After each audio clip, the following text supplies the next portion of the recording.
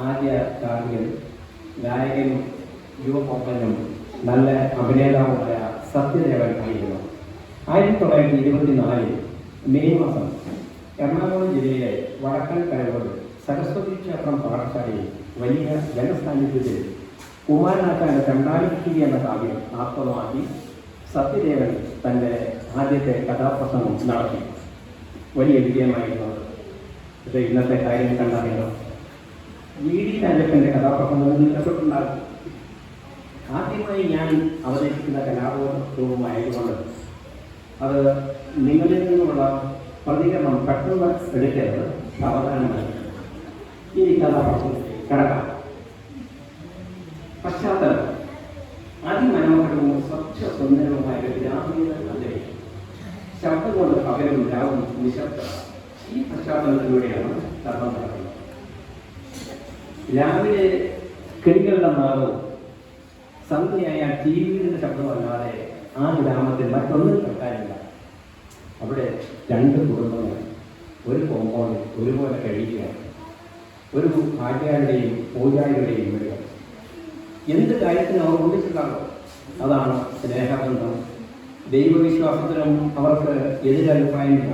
തൻ്റെ വിശ്വാസത്തിൽ നിറഞ്ഞെടുക്കുക, തൻ്റെ ദൈവത്തെ ആരാധിക്കുക, ഇതാണ് അവരുടെ വിശ്വാസവും പ്രവൃത്തിയും. ശ്രീനാരായണത്തിൽ പറഞ്ഞതുപോലെ ഒരു ജാതി, ഒരു മതം, ഒരു ദൈവം എന്ന രീതിയിലാണ് ആചാര്യനും പൂജാരിയും ഒരേ സ്വരത്തിൽ ഒരു മാതൃകയായി ജീവിക്കുന്നത്. അവരുടെ മുമ്പിൽ ദൈവം തന്നെ, കുടുംബം തന്നെയാണ് അവർ 2 കുടുംബങ്ങൾ ഒരുക്കുന്നത്. ദൈവം നാഥനായി വാഴും കുടുംബം, കൂടുമ്പോൾ ഇമ്പമുള്ള കുടുംബം, മുപ്പിരിക്കരണിയാൽ ദൈവം സ്ഥാപിച്ച ഭൂമിയിലെ സ്വർഗം കുടുംബം. കുടുംബം കൂടുമ്പോൾ ഇമ്പമുള്ള കുടുംബം, ദൈവം സ്ഥാപിച്ച കുടുംബം. നമ്മുടെ ഈ കുടുംബം സ്നേഹത്തിൽ പൊതിഞ്ഞ കുടുംബമാണ്. കുടുംബിനികൾ തമ്മിൽ സ്നേഹപരിസരം ആലിംഗനം ചെയ്യുന്ന കുടുംബം. ആചാര്യ പൂജാരി നിത്യേന കണ്ട് കുശലം പറഞ്ഞ് ഉറങ്ങാൻ കിടക്കുകയുള്ളൂ. ആചാര്യരുടെ മകൾ സുബൈദ, പൂജാരിയുടെ മകൻ ഗോപി, 2 പേരും ഇളവിരിയാണ് പ്രസവമായത്.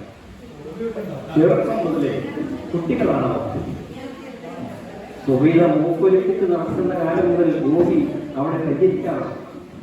സുബൈദ കരഞ്ഞാലോ മഴ നനഞ്ഞാലോ ഗോപി തൻ്റെ ശത്രുജയമായിട്ട് പൊട്ടിയാണ്. ഗോപിയെയും സുബൈദ തക്കം കൊണ്ട് നടത്തി. അങ്ങനെ കളിക്കൂട്ടുകാരായി ഒന്നിച്ചപ്പെടുന്നത് വളർന്നു. ആഴ്ചകൾ കഴിഞ്ഞു, മാസങ്ങൾ കഴിഞ്ഞു, വർഷങ്ങൾ പിന്നിട്ടു. അവിടെ അവർ കൗമാരം വിട്ട് യൗവനത്തിലേക്ക് നടന്നപ്പോൾ ചെറിയ സമയം വികാരവിഭ്രമിതമായ സന്ദർഭം. ആ നാളുകളിൽ അവർ സഞ്ചരിച്ച് തനിച്ചിരിക്കുമ്പോൾ ഗോപി പഴയ കുട്ടിക്കാലത്തേക്ക് ഇറങ്ങിയിട്ടുണ്ട്. ആ കുട്ടിക്കാലത്ത് അവർ പാടുന്ന ഗോപി എപ്പോഴും പാട്ടിനെ ആശ്രയിക്കാൻ തൻ്റെ വികാരങ്ങളെല്ലാം അറിയിക്കാൻ അല്ലിയാമ്പൽ കളവിൽക്കുന്ന പാട്ടാണ് വരുന്നത്. അല്ലിയാമ്പൽ കടവിലെ അരയ്ക്കുവെള്ളം നമ്മളൊന്നായി തുഴഞ്ഞില്ലേ കൊടുമ്പോവെള്ളം, നമ്മുടെ നെഞ്ചിലാകെ അനുരാഗ കരുത്തിൻ വെള്ളം, നമ്മുടെ നെഞ്ചിലാകെ അനുരാഗ കരുത്തിൻ വെള്ളം. ഗോപി ആത്മകഥമായി പറഞ്ഞു, ഒരിക്കലും തിരിയില്ല ഞാൻ സ്വന്തമാക്കും തന്നെ. പ്രേമപരവശനായി ഗോപി ആത്മകഥമായി ഉരുവിട്ടു. അവൻ പഴയ കാലങ്ങളിലേക്ക് വീണ്ടും ഇറങ്ങിച്ചെല്ലുകയാണ്. ശംഖുപുഷ്പം കണ്ണെഴുതുമ്പോൾ ഓർമ്മവരും ശാരദ സന്ധ്യകൾ മരമൊഴിയൊഴിയുമ്പോൾ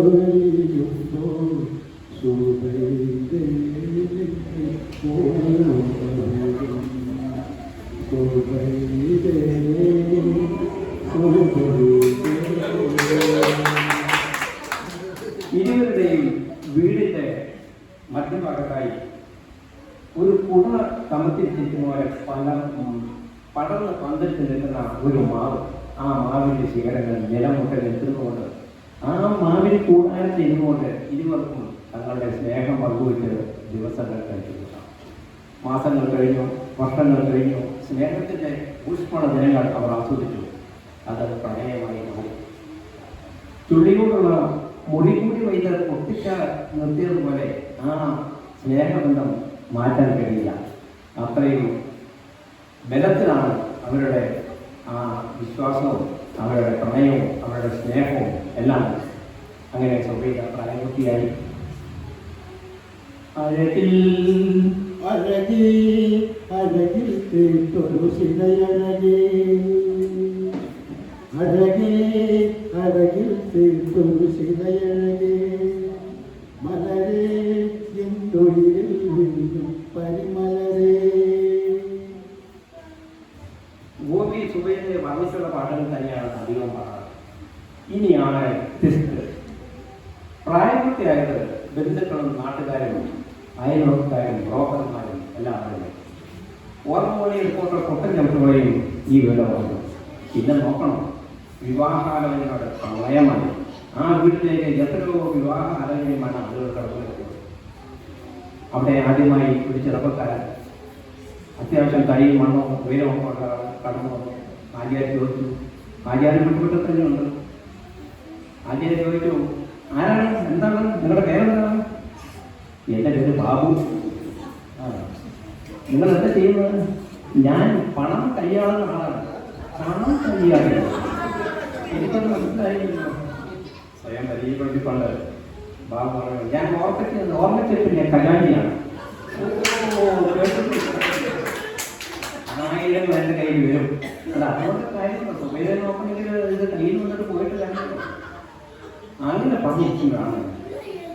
ആ ഗേറ്റിൻ്റെ അടുത്ത് ഒരു മനുഷ്യൻ കടന്നു വരുന്നു.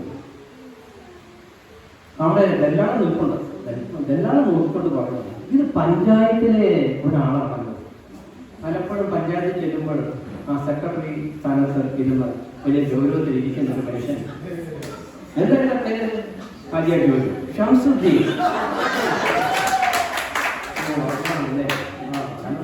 ഷംസുദ്ദീനെ കടക്കുക. എന്താണ് ജോലി? ഞാൻ പഞ്ചായത്ത് സെക്രട്ടറിയാണ്. ഞാൻ ക്രമേണ അസിസ്റ്റന്റ് കളക്ടറാകും, പിന്നീട് കളക്ടറാകും. ഓ അത് ശരി. അപ്പൊ പിന്നെ കളക്ടറാണെന്നൊക്കെ നോക്കിയിരുന്നാൽ നിങ്ങളുടെ പ്രായമൊന്നും കൊള്ളുമല്ലോ. അപ്പോ നമ്മുടെ സുഹൈലയുടെ അമ്മ അകത്തുനിന്ന് ഹാജിയാരെ വിളിച്ചു, ഹാജിയാരെ ഇത് നമുക്ക് പറ്റില്ല, അവിടെ നീളം സുഹൈലയുടെ കരുത്തറ്റത്തേ ഉള്ളൂ. അപ്പോ ദല്ലാള് പറഞ്ഞു, കുഴപ്പമില്ലാതെ കഴുത്തൊക്കെ എത്തിയില്ലേ, ഇനി അവിടെ നിന്ന് ചാട്ടം കഴിയും പോലെ മോശത്തായി സാരമില്ല. ഇന്ന് പറയുമ്പോൾ ഇങ്ങനെ പറഞ്ഞു നിൽക്കുമ്പോൾ 4 പേരുടെ അകപ്പടിയോടെ അതാ വരുന്ന ഒരു ഗൾഫുകാരൻ. അദ്ദേഹം വന്ന് പറഞ്ഞു, ഈ ഹാജിയാർ പറഞ്ഞു, സലാമലൈക്കും. ഹാജിയാർ ഒന്ന് നോക്കി, എന്നിട്ട് പറഞ്ഞു, വാലൈക്കും സലാം. ഹാജിയാർ ഗൾഫിലൊക്കെ പോയി ഹജ്ജൊക്കെ കഴിഞ്ഞ് വന്ന് കുറച്ച് അറബിയൊക്കെ അറിയാവുന്നതാണ്. ഉടനെ വീണ്ടും വിഭാഗം പറഞ്ഞു, കേവഹാൽ സിവാൻ വൈസ് കേവഹാൽ അൽഹംദുലില്ല എന്നൊക്കെ പറഞ്ഞ് അറബിയോട് വർത്താനം പറഞ്ഞു. അപ്പം ചോദിച്ചു, നിങ്ങൾ ആരായിരുന്നു എന്ന് പറഞ്ഞു. ഞാൻ കുറച്ച് എൻ്റെ കീഴിൽ കുറച്ച് ഷെയ്ഖുമാരുണ്ട്, അങ്ങനെ ഞാൻ ഗൾഫിൽ ജീവിക്കുകയാണ്. അയ്യാർ വിട്ടു കൊടുത്തില്ല. അയാളുടെ ഷെയ്ഖുമാരെന്ന് പറഞ്ഞാൽ ഷെയ്ഖുമാരാണെന്നല്ലേ നമ്മൾ വരിക, ഇല്ലെങ്കിൽ നിന്റെ ഷെയ്ഖ് നിന്റെ വരിക. അപ്പോൾ അവൻ പറഞ്ഞു, അതൊക്കെ എല്ലാത്തിലും വരും, ഞാൻ വലിയ ആളാണ്, ഇപ്പോൾ വെള്ളക്കാരനാണ്, ഇഷ്ടംപോലെ പണമുണ്ട്, ധാരാളം എല്ലാ സാധനവും വീട്ടാൾക്ക് വന്നു സാധനങ്ങൾ ഞാൻ വീട്ടിലെത്തി. എന്ന് നിങ്ങൾക്കൊന്നും അറിയാമല്ലോ. നിങ്ങൾക്ക് ഈ റേഷൻ കടയിലൊന്നും പോകണ്ട, റേഷൻ വാങ്ങാൻ ക്യൂ നിൽക്കണ്ട, നിങ്ങൾക്ക് സുഖമല്ലേ ജീവിതമാണ്. അത് കേട്ടപ്പോൾ അജാണ് സന്തോഷമായി. റേഷൻ കടയിൽ ഇനി പോകണം. റേഷൻ കടക്കാരേ റേഷൻ കടക്കാരേ റേഷനൊന്നും വേണ്ടി വേണ്ടി വേണ്ടി കപ്സയുമായി അടിച്ചു പൊളിച്ചു ഞാൻ ചാകര ആര്യാക്കി ചാകര സുബൈദാക്കി ചാകര ചാകര ചാകര ചാകര.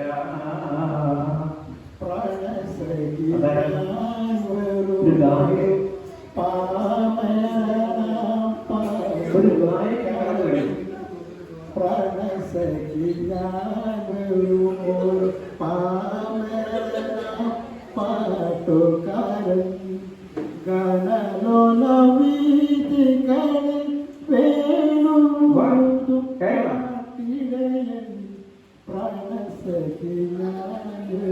ഒരു പാമരനാം പാട്ടുകാരൻ.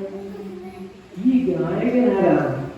നമ്മുടെ എല്ലായിടത്തും ഇതോ ഇത് കാക്കയുടെ ഒരു ഗായകനാണ്. പുള്ളി നിസ്സാരക്കാരനൊന്നുമല്ല. ഏതായാലും ഇവിടെ വരാൻ അറിയിക്കേണ്ട കാര്യങ്ങളൊക്കെ കാക്ക വരുന്ന 100 ഏക്കർ സ്ഥലവും ഒരു 5-8 വാഹനവും കുറെ ട്രാക്ടറും ബൈക്കും ഒക്കെയാണ് വലിയ സംഘടന. ആ ശ്രീനിവാസൻ അല്ലേ അവർ വരും കേട്ടെ. എന്താ നിങ്ങളുടെ പ്രശ്നം? എനിക്ക് സുബൈരിന് വാഹനം ചെയ്യണം.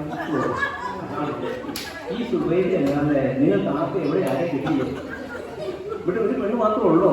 നീ എന്തൊക്കെ ചെയ്യാൻ ഉദ്ദേശിക്കുന്നത് കേട്ടെ? ഞാനൊരു 100 പവൻ സ്വർണ്ണം അവിടെ കഴുത്തിൽ കെട്ടിക്കൊടുക്കും. അപ്പോ അവിടെ കഴുത്തിൽ നടക്കാൻ പറ്റില്ലല്ലോ. ഇത്രയധികം ആഭരണങ്ങളൊക്കെ തന്ന് നീ അവളെ വിവാഹം ചെയ്യുമ്പോൾ അത് ഞങ്ങൾക്ക് ശരിയാവാൻ തോന്നുന്നില്ല. വളരെ സുബൈദയുടെ അമ്മ അടുത്തത് വിളിച്ചു പറയും, നമുക്ക് ഒത്തത് മാറ്റിയിട്ടോ വലിയ കൊമ്പത്തൊക്കെ കയറി പഠിച്ചു കഴിഞ്ഞാൽ നമുക്ക് വലിയ ബുദ്ധിമുട്ടാവും അവിടെ കാണാനൊക്കെ.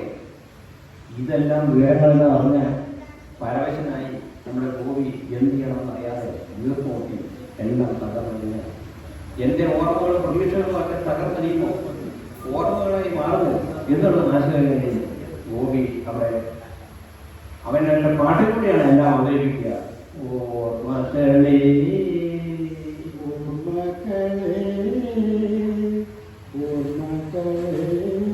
കൈവളച്ചാട്ടി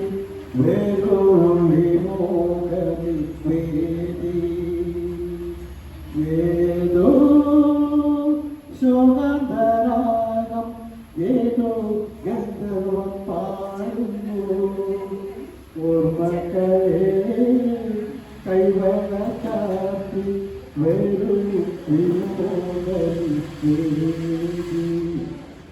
ഗോപിയുടെ ഈ പാട്ട് കേൾക്കുമ്പോൾ സുബൈദയുടെ മനസ്സ് കരഞ്ഞു. അവർ ഓടിച്ചെന്ന് ഉപ്പയോട് പറഞ്ഞു, ഉപ്പ എനിക്കൊരു കല്യാണം വേണ്ട. അവിടെ കണ്ണിൽ നിന്നും അസുഖങ്ങൾ ഒഴിഞ്ഞു വീണു. അവൾ പറഞ്ഞു, എനിക്ക് കല്യാണം വേണ്ട ഉപ്പ, എനിക്കിതൊന്നും വേണ്ട. അവളുടെ മനസ്സിലുള്ള ഗോപിയാണല്ലോ. ഉടനെ തന്നെ അവളെ ആശ്വസിപ്പിക്കുന്നതിന് വേണ്ടി നമ്മുടെ സുലോചനയെ കൂട്ടുകാരൻ ഓടിയെത്തി. സുമയുണ്ട്, അജീനയുണ്ട്, എല്ലാവരും കൂടെ പറഞ്ഞു, ഉപ്പയുടെ ഒരു ആഗ്രഹമല്ലേ അവളെ, നീ സമ്മതിക്ക്, നല്ല ഒരു വിവാഹം നടക്കട്ടെ. സുബൈദ പറഞ്ഞു, ഈ തുറന്ന സ്ഥലത്ത് ഇരുവരും കണ്ട് പഴയ പോലെ സംസാരിക്കാൻ പോലും പറ്റാതെയായി. മറിഞ്ഞിരുന്ന് വേണം ഞങ്ങൾക്ക് കാത്തിരുന്ന് എന്തെങ്കിലും സംസാരിക്കാൻ. അത്ര അസ്വാതന്ത്ര്യത്തിൽ ഞങ്ങൾ ഇങ്ങനെ മറിഞ്ഞും ഒളിഞ്ഞും വരുന്നു. എങ്ങനെ ഞങ്ങൾക്ക് ദിവസം കെട്ടിക്കൂട്ടാൻ പറ്റും? മറഞ്ഞിരുന്നാലും മനസ്സിന്റെ കണ്ണിൽ മലരാൻ വിടരുന്നേ. മറഞ്ഞിരുന്നാലും മനസ്സിന്റെ കണ്ണിൽ മലരാൻ വിടരുന്നേ. ഒളിഞ്ഞിരുന്നാലും കരളിലൂടെ വിളക്കായി തെളിയുന്നേ. മറഞ്ഞിരുന്നാലും മനസ്സിന്റെ കണ്ണിൽ മലരായി വിടരുന്നേ. സുബൈദ പറഞ്ഞു, സുജി എനിക്കൊന്ന് നോക്കി പറയാൻ ഇഷ്ടം പങ്കുവെക്കാനും ആ മനസ്സിലൂടെ 2 ശരീരമാണ് ഒരു മനസ്സായി ജീവിച്ച 2 പേരാണ് ഞങ്ങൾ എങ്ങനെ കാണുന്നു നിൽക്കും. ഒരാൾ ഇക്കരെയും ഒരാൾ അക്കരെയുമായി തീർന്നു. ഇനി ഞങ്ങളുടെ മുമ്പോട്ടുള്ള പോട്ട് എനിക്ക് ആലോചിക്കാനും പറയാം. മനസ്സുകൊണ്ട് ഞാൻ അത് തളർന്നു. സുബൈദ പാട്ടിലൂടെ തന്റെ വികാരം പ്രദർശിപ്പിച്ചു.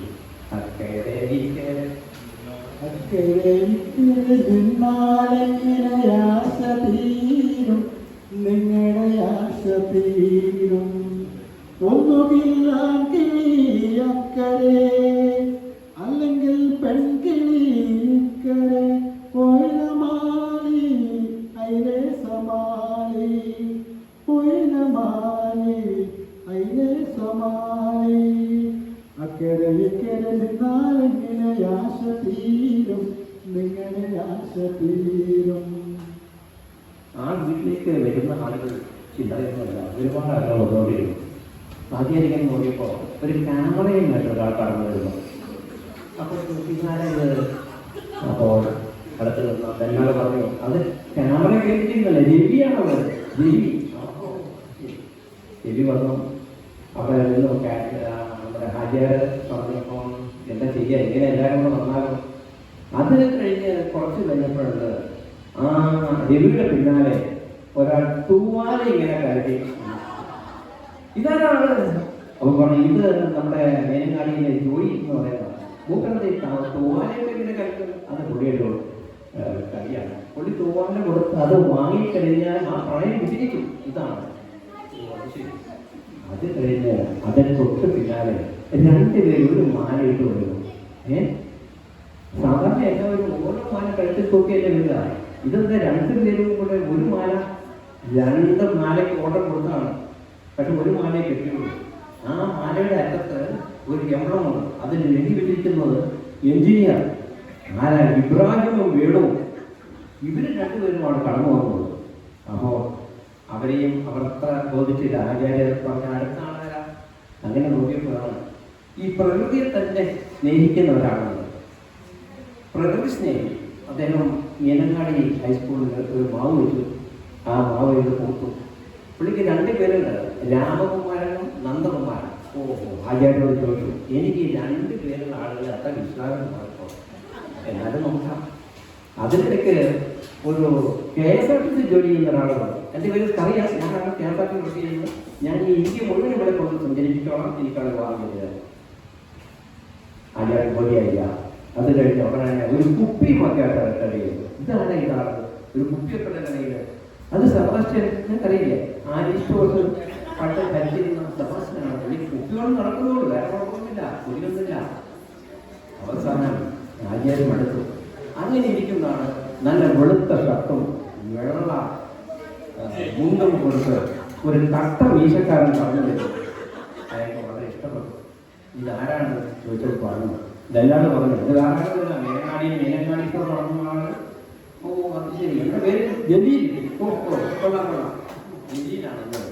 ഓക്കെ, ജലീൽ എന്ന് വാ, ചോദിക്കട്ടെ നിന്റെ കാര്യങ്ങളൊക്കെ. അപ്പൊ ജലീൽ പറഞ്ഞു, എനിക്ക് പക്കാലക്കടയുണ്ട്, തന്നെയല്ല എനിക്ക് പടക്കക്കടയുണ്ട്. ഓ പടക്കക്കടയുണ്ടോ? വെടിപ്പിക്കാണോ?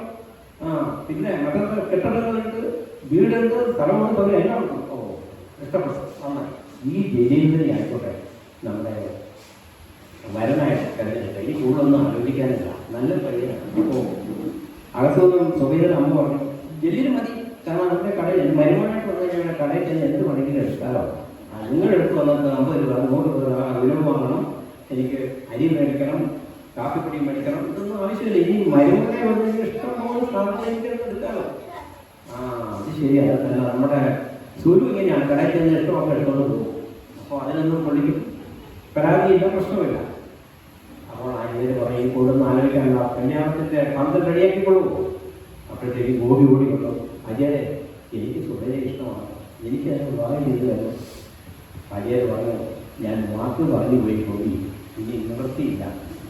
ഗോപി കുറേ കേട് പറഞ്ഞു നോക്കി. സാരമില്ല, വാക്കല്ലേ പറഞ്ഞുള്ളൂ, വാക്ക് നമുക്ക് മുറിച്ച് മാറ്റാം, കൈകാര്യം പറ്റുന്നില്ലല്ലോ. ഗോപിയോട് പറഞ്ഞില്ല, ഞാൻ വാക്ക് പറയാനുള്ള വാക്കാണ്, എനിക്കിനി ഒന്നും കൂടുതൽ ചിന്തിക്കാനില്ല. ഞാൻ ജലീലിനെ തന്നെ വാക്ക് ചെയ്ത് കൊടുത്തു. അങ്ങനെ നിൽക്കാൻ കഴിഞ്ഞു. ജലീലിനൊപ്പം കാറിൽ യാത്ര നടത്താനുള്ള സമയമായി. പൊട്ടി വേദനയോടുകൂടെ വളരെ വിഷമിച്ച് ഗോപി വന്നു. ഗോപി വന്നിട്ട്, നീ ഇപ്പോൾ സുമംഗലിയായല്ലേ, ഇനി എനിക്കൊന്നും പറയാനില്ല. ആചാര്യം വാക്ക് മാറ്റുകയാണ്.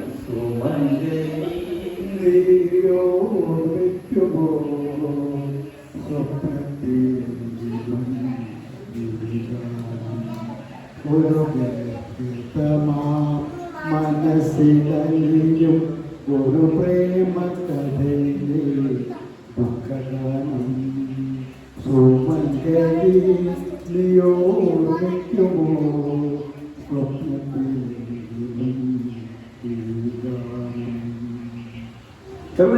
കൂട്ടി ഈ ഗോപി ഈ പാട്ട് പാടി കഴിഞ്ഞപ്പോൾ ഗോപിയെ ആശ്വസിപ്പിക്കാൻ വേണ്ടി എല്ലാവരും പാടത്തി. ബാബു എത്തി, ഷംസുദ്ദീൻ വന്നു, ശ്രീനി എത്തി. കെട്ടിപ്പിടിച്ച് അവരോട് പറഞ്ഞു, ആ രവി തൂവാല വീശിപ്പോൾ ജോലിയും വന്നു, ഇബ്രാഹിം വേണുവും എല്ലാവരും കൊണ്ട്, നന്ദകുമാരും സെബാസ്റ്റ്യൻ സ്കറിയും എല്ലാവരും കൊണ്ട് പറഞ്ഞു, സാരമില്ല, നീ വിഷമിക്കണ്ട, ഇത് ഇങ്ങനെയുള്ള ട്രാജഡികൾ നമ്മുടെ ജീവിതത്തിലൊക്കെ പറ്റും. നീ നേരത്തെ പറയേണ്ടതായിരുന്നു. നമ്മളൊരു കാര്യം മനസ്സിൽ വെച്ചിട്ട് അത് നേരത്തെ തന്നെ പറഞ്ഞില്ലെങ്കിലുള്ള എഴുത്തുകളൊക്കെ അന്നേ പറഞ്ഞ് ഇന്നത്തെ നടക്കുമായിരുന്നല്ലോ. സന്ദർഭമായി എല്ലാവരും തള്ളി മാറ്റിക്കൊണ്ട് ആത്മസമ്മേളനത്തോടെ കൈ വീശി സുബൈദയോട് യാത്ര പറയുകയാണ്. ആ യാത്ര പറച്ചിൽ കണ്ടു കഴിഞ്ഞാൽ ആരും ഹൃദയം പൊട്ടിയിരിക്കുന്നു. ഒന്നിച്ച് ജീവിച്ചവരാണ്. ഇപ്പോൾ യാത്ര പറഞ്ഞവിടെ മംഗളം എന്ന് വിളിയാണ്. മംഗളം നേരുന്നു ഞാൻ സുബൈദയ്ക്ക് മംഗളം നേരുന്നു ഞാൻ അലിഞ്ഞു ചേർന്ന ശേഷമൻ ജീവൻ പിരിഞ്ഞു പോയി എങ്കിലും മംഗളം നേരുന്നു ഞാൻ സുബൈദയ്ക്ക് മംഗളം നേരുന്നു ഞാൻ. അങ്ങനെ മംഗളം നേർന്ന ഗോപി വലിയൊരു മനസ്സിലുടമയാണ്. അവിടെ യാത്രയായി. അങ്ങനെ ജയിച്ചപ്പോൾ അവിടെ യാത്രയായി. ആരാ ചെരുപ്പിങ്ങോട്ട് വരുന്നത്? ഇറങ്ങിക്കൊണ്ട് 2 ചെരുപ്പ് അറിയാം. ആരോരാണ് അവിടെ ഇരുന്ന് പോവുകയില്ല. അത് നന്ദകുമാറാണ്. അവനെ നിന്നോടൊന്നും പറയാനില്ല. നീ പഠിക്കുന്ന കാലം നിന്നെ പഠിപ്പിച്ച അധ്യാപകരും നിന്നെ വളർത്തുകൊണ്ടെന്നുള്ള എനിക്ക് എന്താ പറയാനുള്ളൂ? പോയിക്കോ. അതൊക്കെ ഞാൻ അനുഭവിക്കാൻ തന്നെ തയ്യാറായിരുന്നു. ഏതായാലും നമ്മുടെ ഈ ചെറിയ കഥാപ്രസംഗം അവസാനിക്കുകയാണ്.